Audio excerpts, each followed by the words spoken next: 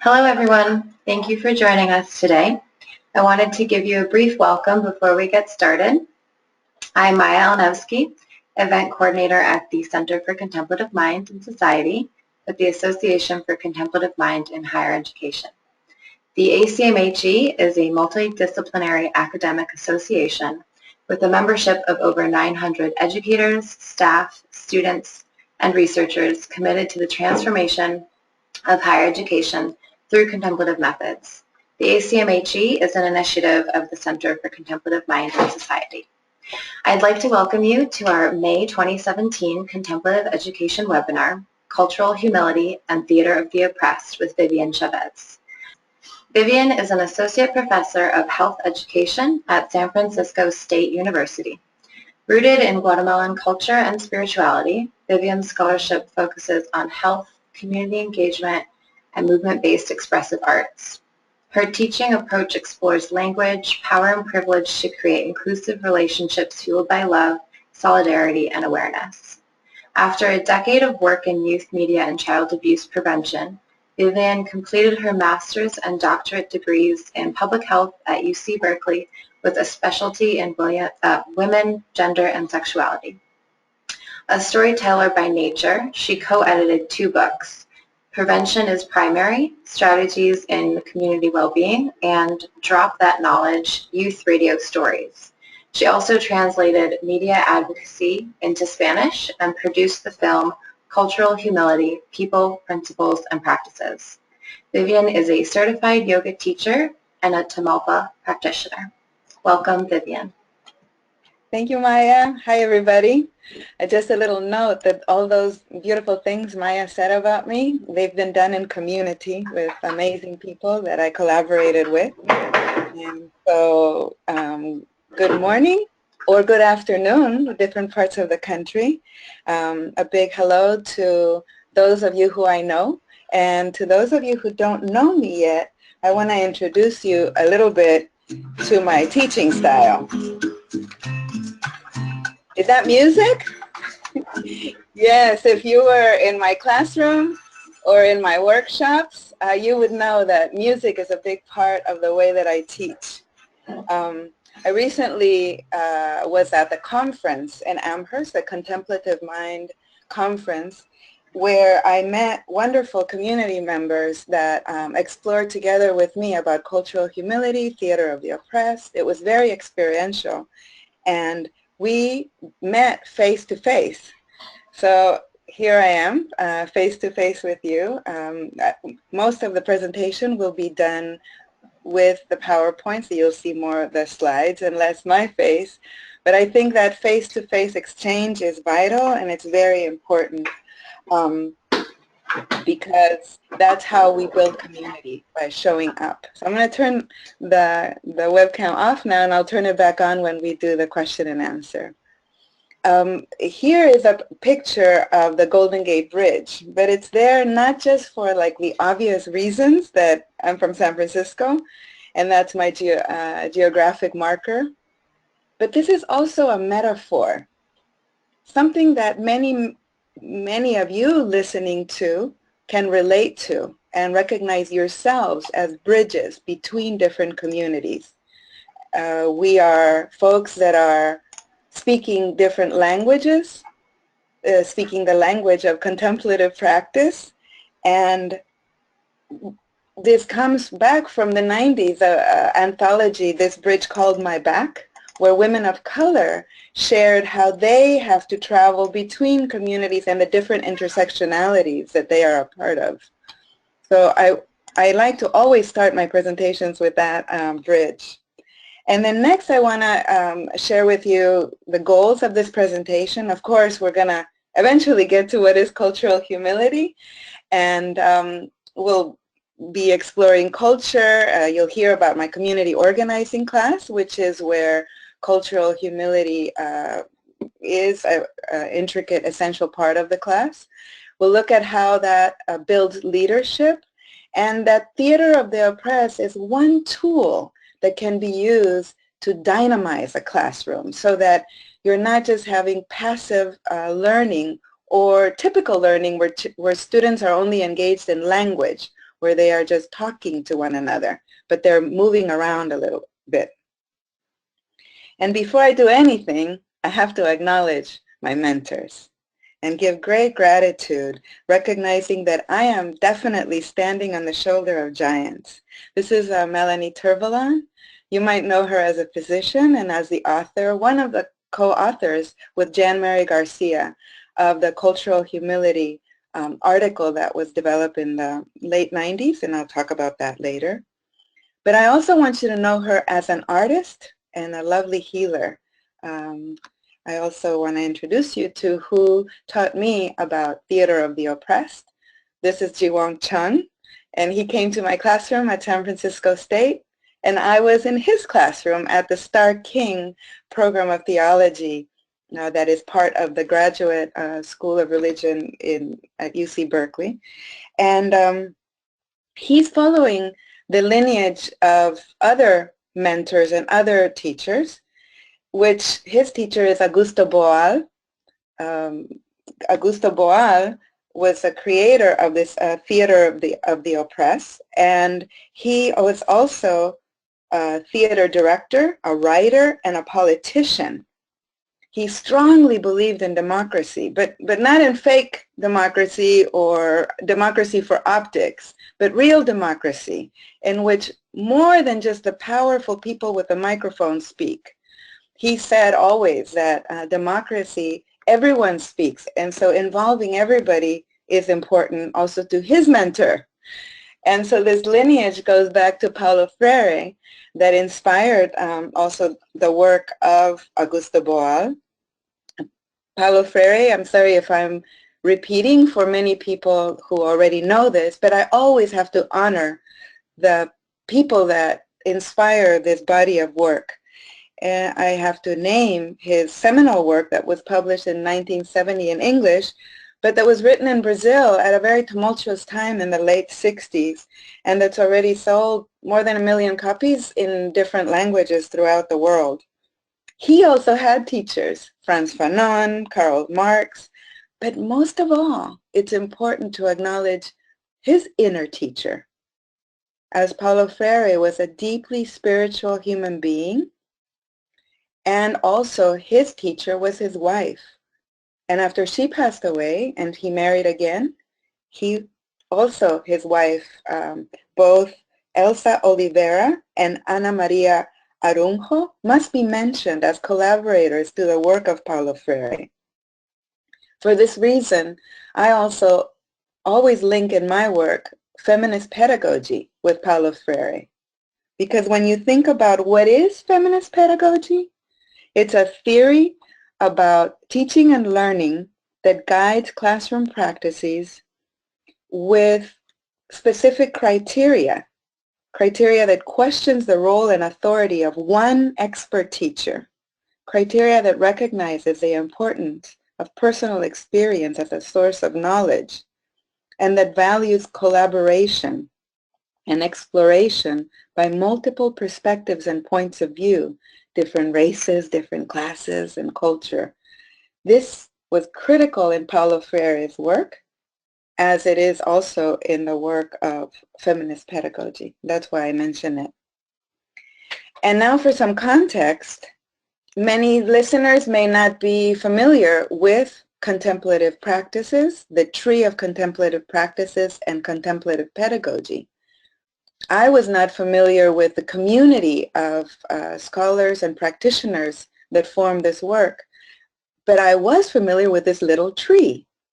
When you Google in the internet, you can find tons of beautiful images.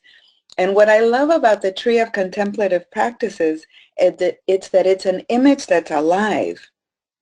It was developed in order to notice that there's some roots that symbolize intentions of contemplative pedagogy. And those are communication, connection, awareness.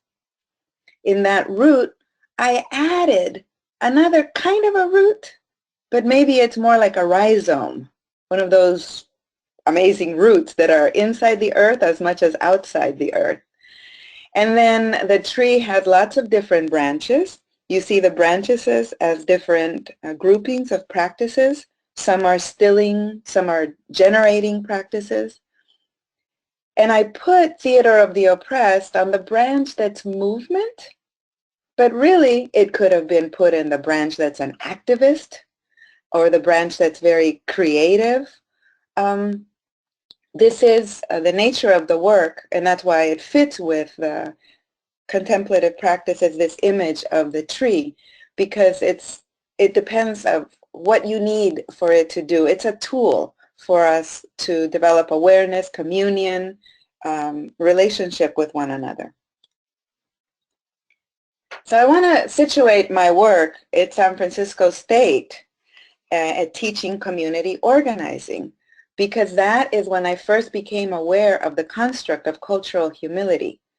I have been teaching community organizing for 17 years. So for me, it's not a new class.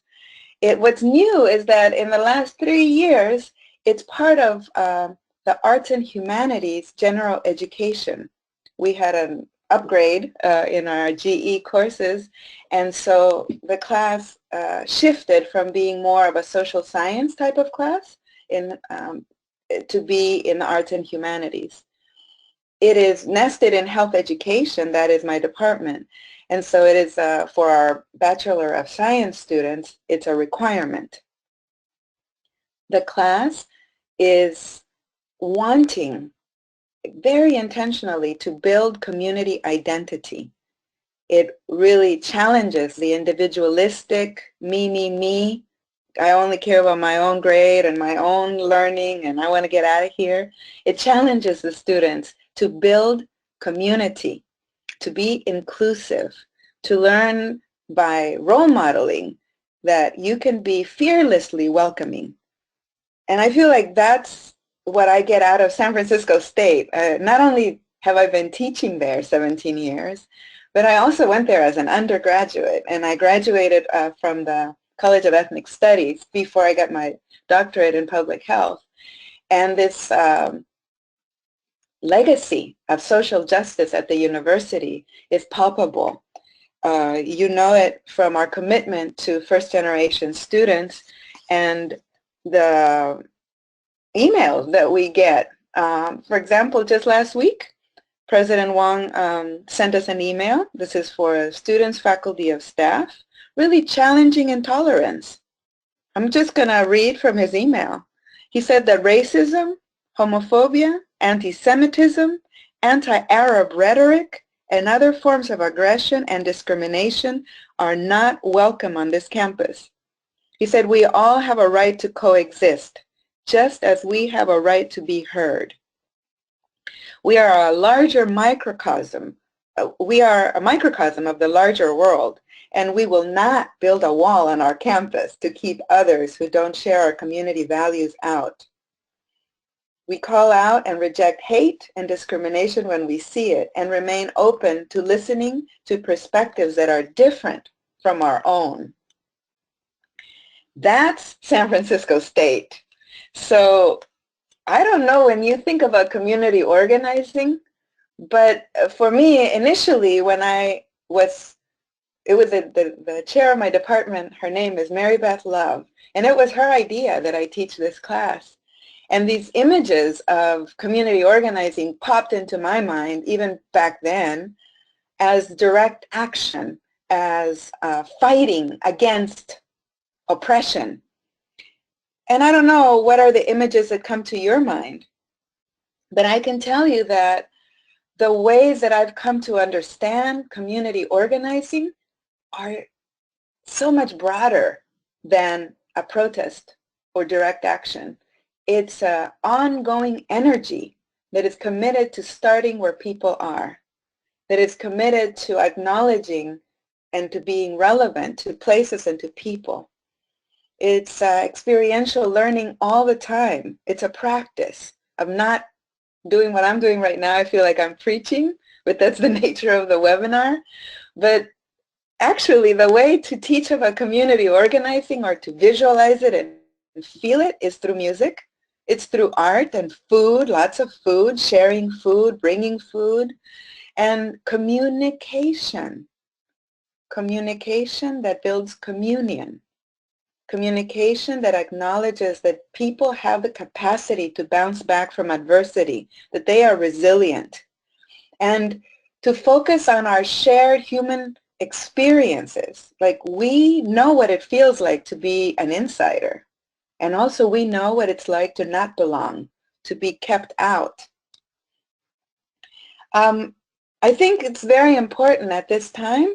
You know, we're having language is very fuzzy right now. It's like, if minorities are making up half of the U.S. born children, how come they're called minorities? You know, culture is not a single story. Culture, when I'm talking about demographics, I'm not talking about binary oppositions that create separation or oppression. I'm talking more about freedom. And that's in teaching community organizing with students. We're working together to look, how is it possible to connect across differences and contradictions? How can we keep opening our mind and speaking our truth, also being mindful and being inclusive, even when we don't know? So what does cultural humility mean to you? I gave you a whole bunch of background about, maybe you have more of an idea of who I am, but now I would like you to think on your own for another 30 seconds. I'll be quiet, and you can think about cultural humility for yourself. Jot down a few words. What is it to you?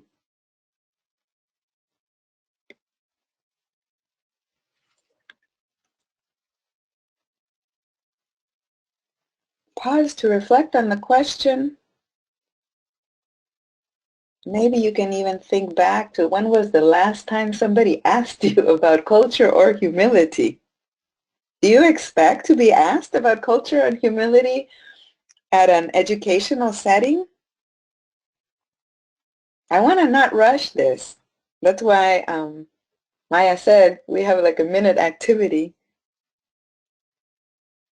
so that it can be something that you write down that you can return to and see maybe how your definition grows from being part of this webinar. Because definitions change in community. Cultural humility changes as we share language and experiences and feelings.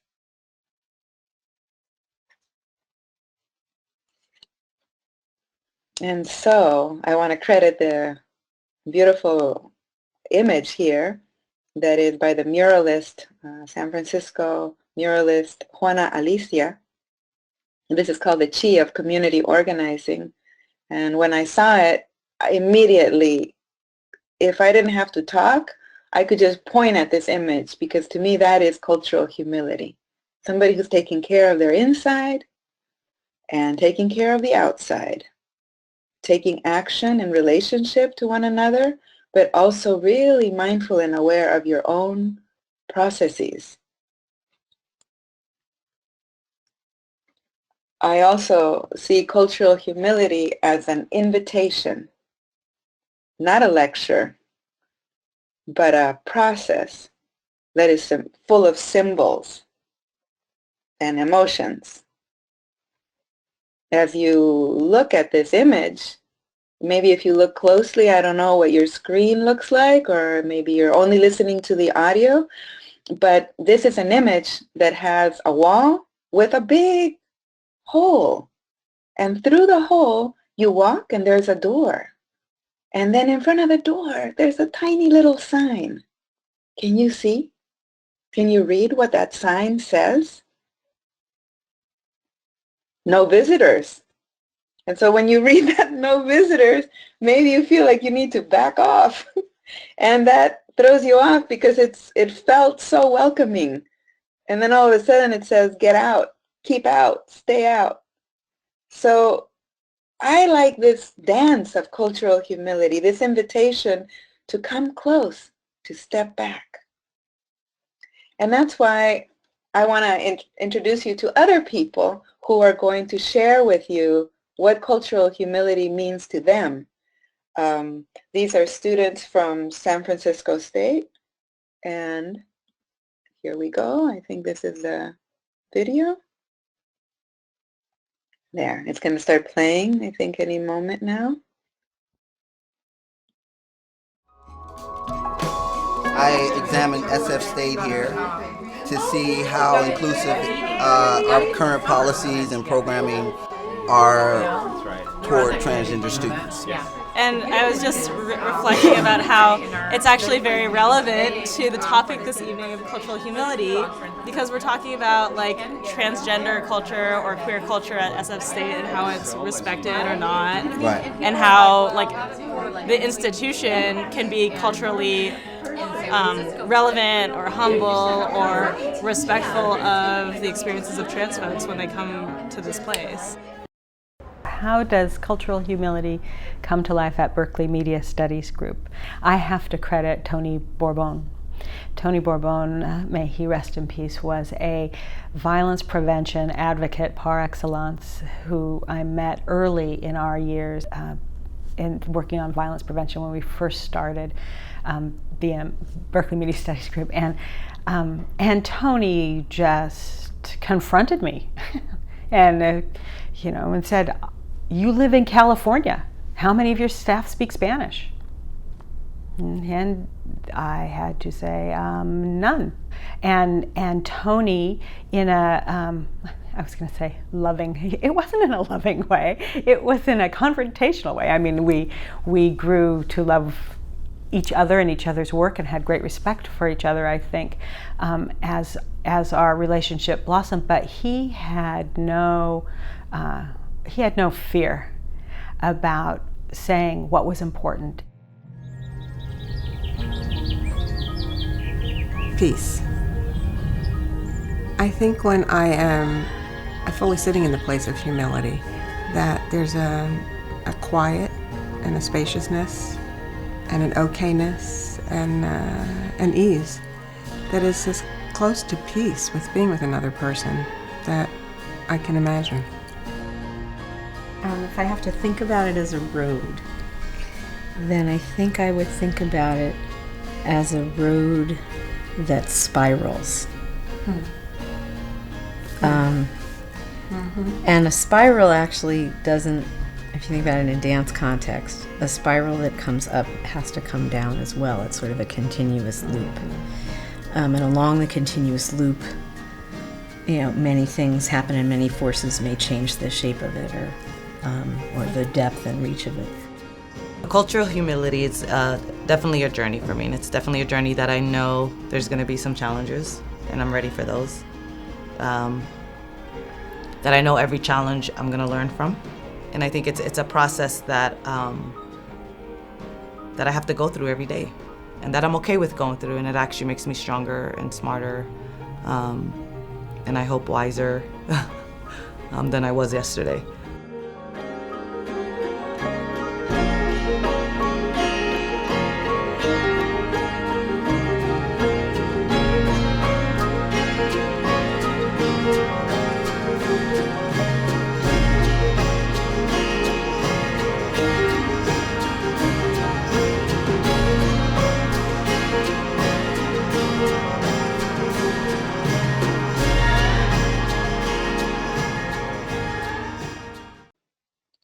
So I want to say that cultural humility is a practice and it's dynamic so that you can make it relevant to your life. And also it's a philosophy about partnerships, about working and checking your power and recognizing power imbalances, and also about checking the institution or organization where you work, because maybe it's not only you, but it's also the context.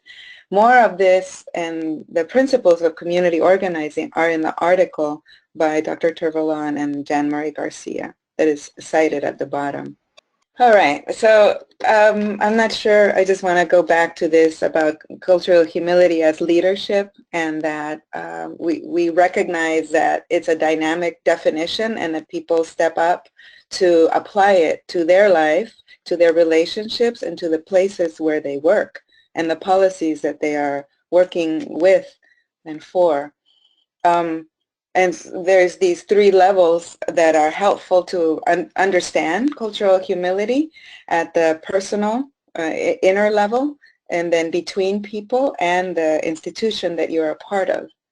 So within, you are committed to lifelong learning, and that is something that is your personal practice of cultural humility and this critical self-reflection.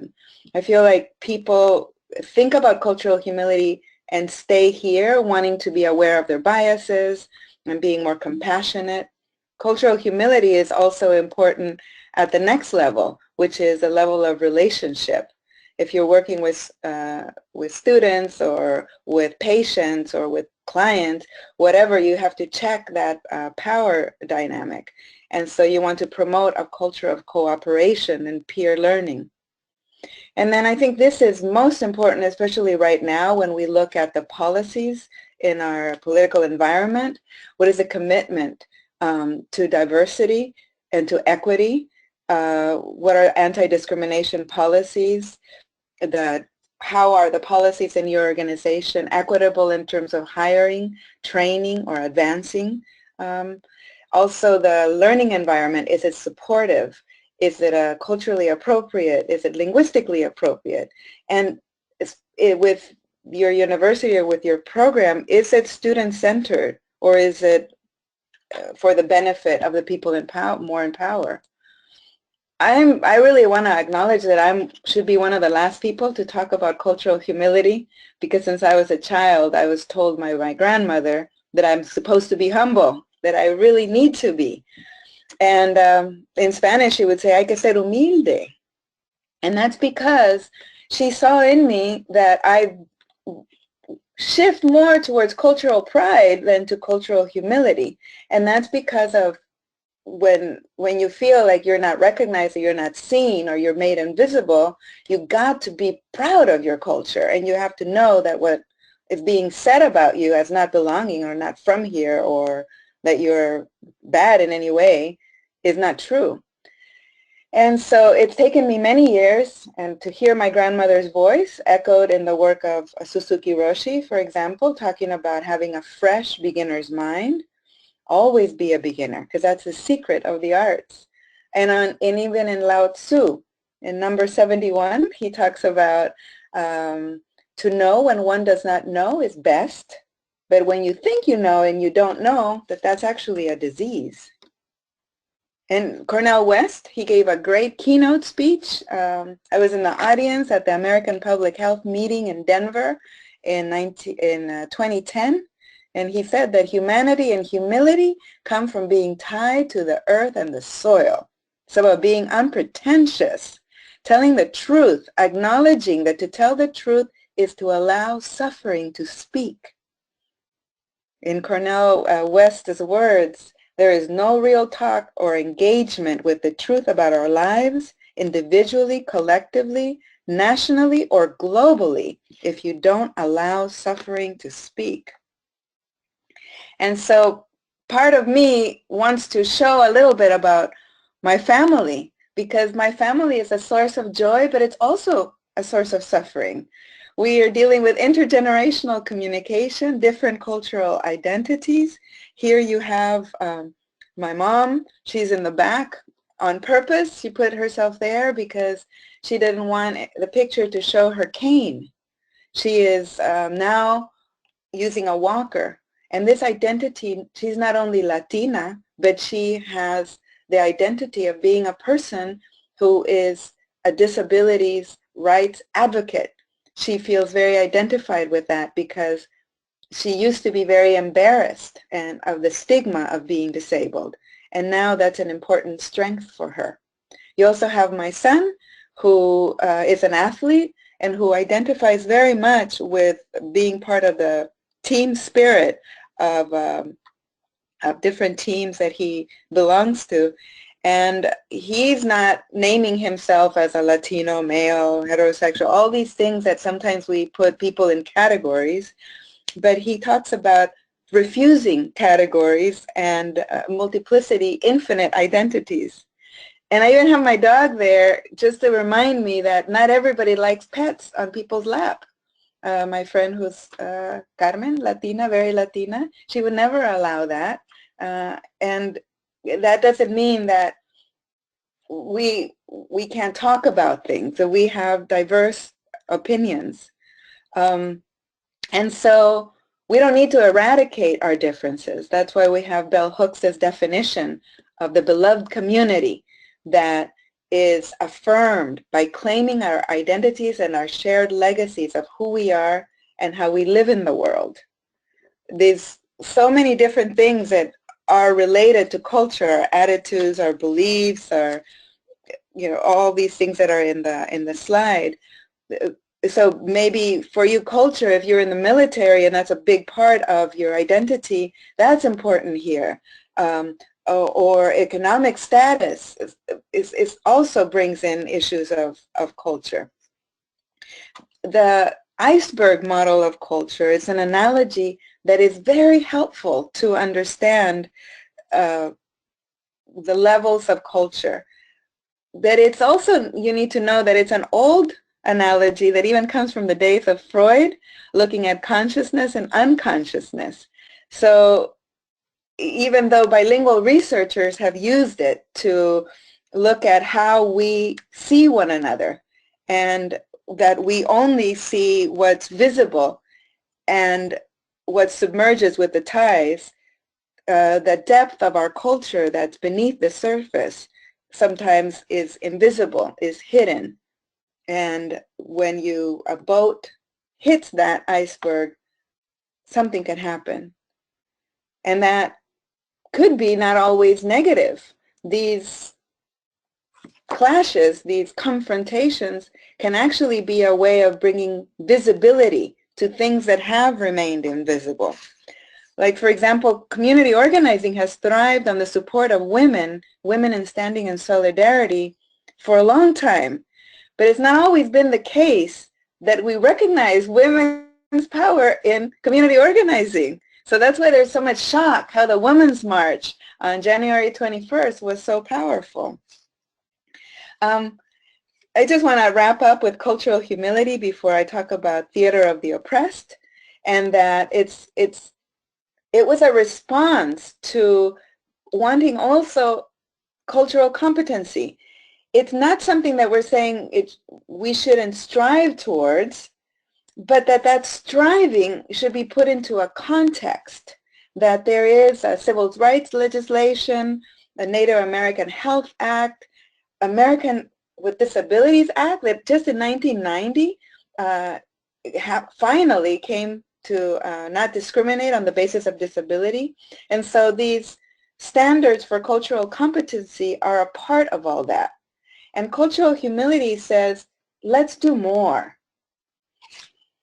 And that's where theater of the oppressed can be used as a tool to not just lecture students about it, but to show them how power operates in relationships. And here is where I want to involve the body. To engage the mind, you have to involve the body. Charlie Brown knows. He's teaching Lucy. He's teaching Lucy in this image, his depressed stance. And that if you're depressed, it does make a difference standing, how you stand, what kind of posture you have. If you straighten up, you hold your head high, you start feeling better because you start breathing better. But if you're going to get joy out of being depressed, you have to stand like that, he says. I also want to credit not only Charlie Brown, but the multiple intelligences that Howard Gardner identified. They really challenge the educational system to not assume everybody learns in the same way. These uniform, universal measures are missing out, that the interpersonal, some people are really moved by group activities, culture circles, dialogues. Others are more focused on inward, intrapersonal, self-reflection, deep inner feelings, being introspective and highly independent. Some others love words so much. They like lectures. The auditory skills are very high, highly developed. Others of us are visual. We're spatial learners. We look at the environment, where we are, maps, graphs, charts, drawings, photographs, multimedia. We need that. And yet others need to move. We are kinesthetic. We need to touch things. We learn through our whole body. We need like maybe role plays. This theater of the oppressed falls into this. And also then there's the musical folks and the logical mathematical folks. So back to theater of the oppressed. It is really liberation educational, and it is radical in that it resists this banking education where you just deposit ideas inside people's heads.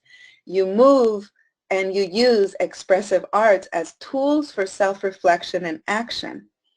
And using the theater techniques, you can observe yourself and your tendency to be a bystander. So here, people are moving around using an activity called Colombian hypnosis.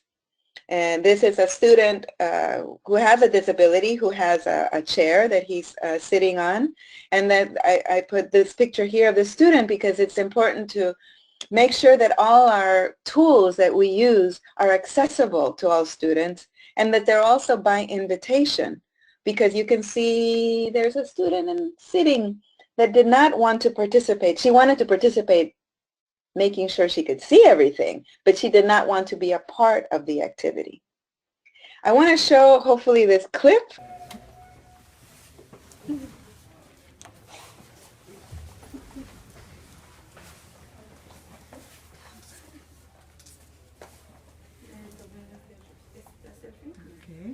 The activity is where you put the hand and you move people and have them kind of be hypnotized by one another. It's an activity done in a dyad, and then you open it up to the larger class, and all the dyads come together, and people are following each other's hand as leaders and as followers.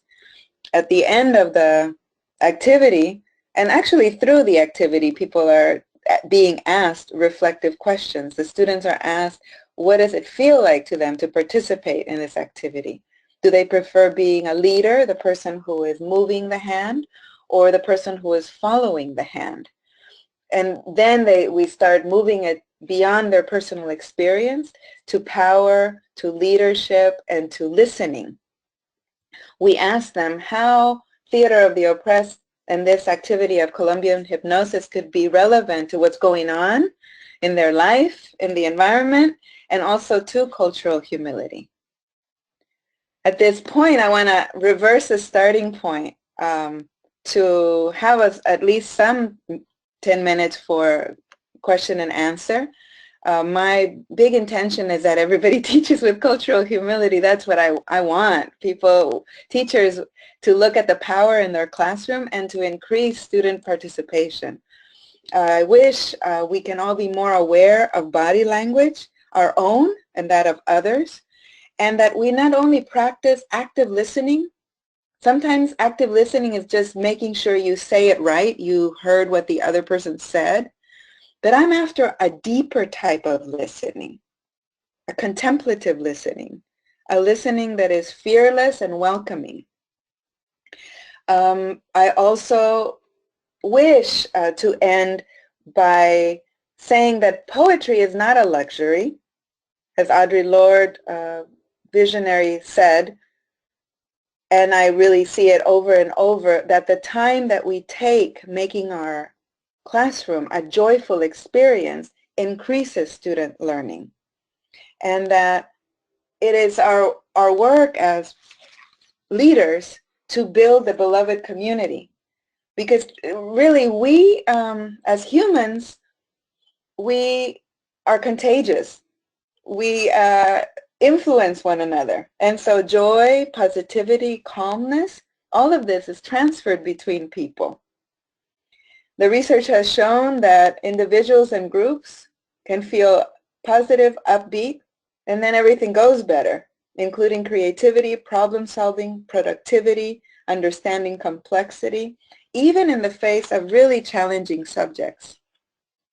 So with that, I want to thank you, and I want to leave this slide, but I want to show you my picture, like me here, to have a time for question and answer with you. And I'm sorry for the technical difficulties. It was just my attempt to want to show you a classroom or a way of engaging an audience through different mediums, but it's tough with a webinar. Thank you so much, Vivian, for sharing your work with us. At this point, like Vivian said, we'd like to open it up for a question and answer session.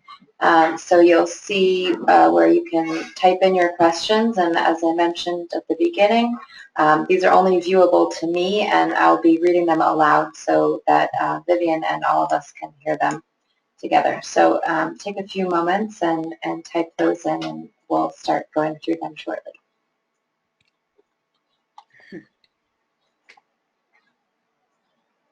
Are there questions from the? Oh, yes. Okay. We can start. There are some, just some nice comments. One of them is from a past student of yours. Yay! From I can show my face. yeah, from from Muhammad Hassan, who just said that he since graduated and started graduate school, but his experience with you have stayed with him. Thank you. And I think some folks responded to the question of what they thought of and what they envisioned as cultural humility.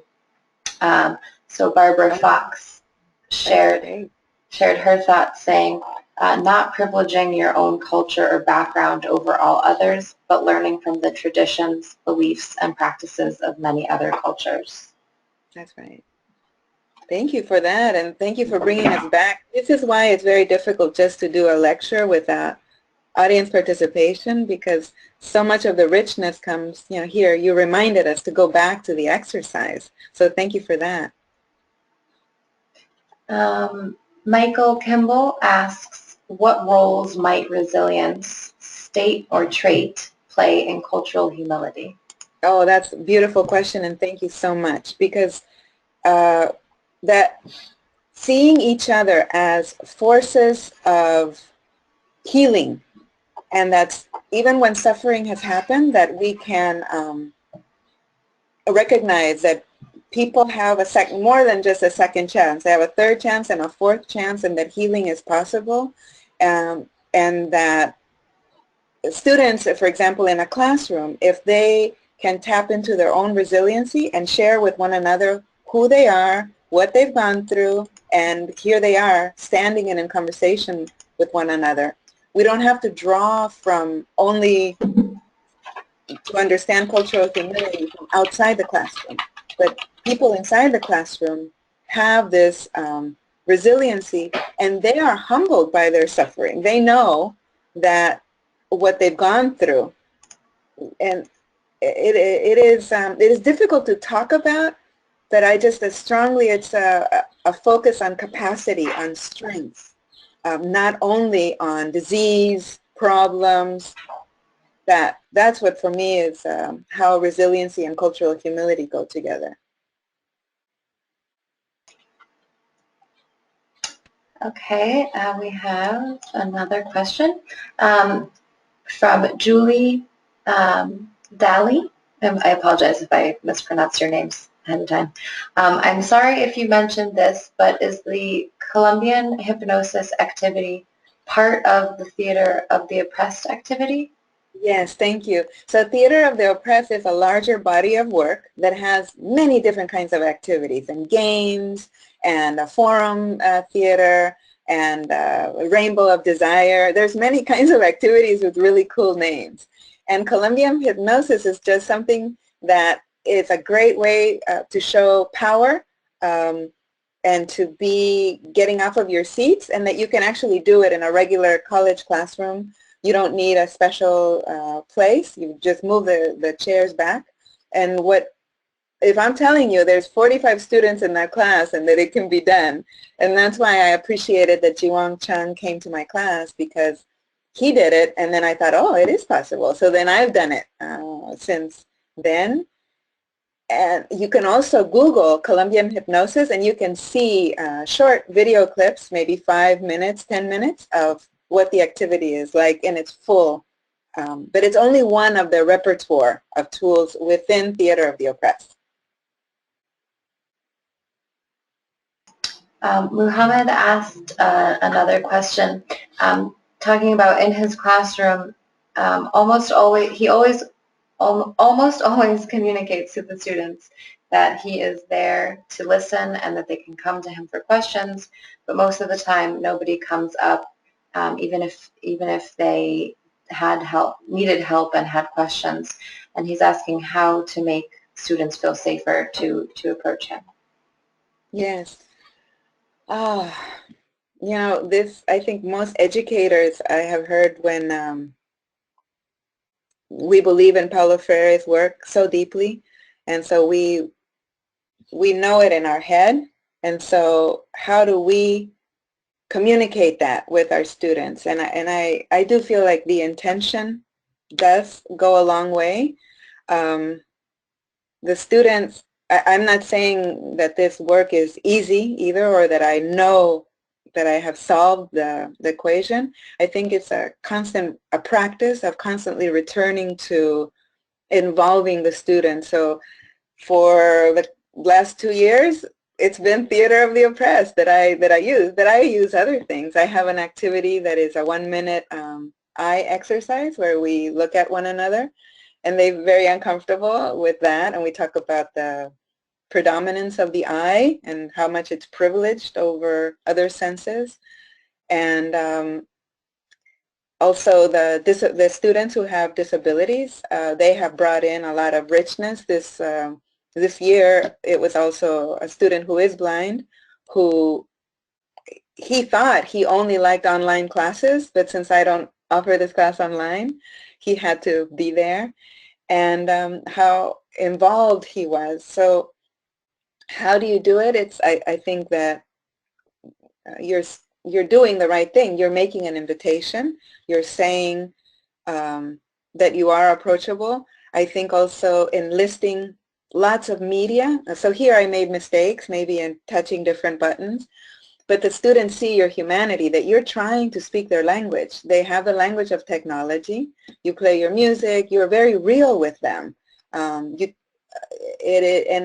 And try to catch your voice when it's preachy, because it's to share your experiences. There is a thin line between sharing too much as opposed to bringing in other people's what do they think.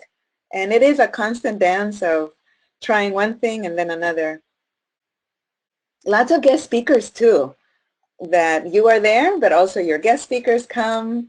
And then student presentations. We have something called peer education, where the students present parts of the class, and that they're really asked to do activities. So students know icebreakers. They've had other teachers who have them participate in icebreakers. So then it's students doing the icebreakers for me. Then they have a more hip repertoire than I do. So that's why I cannot take the credit for things. But thank you for your question. Another question from Risha Danju asks, Hi Vivian, how do we make institutional accountability happen? It seems very tough. It is very tough. And why do you think I spend so much time reading the President Wong's email? I am so privileged to work at a place where that type of email gets sent out to faculty, students, and staff. Can you imagine? So that's why I like how the cultural humility framework, it's nested from the individual to the relationship to the organization, and that you recognize how tough it is, and that it does take time. A great resources that I would have is De Anza College.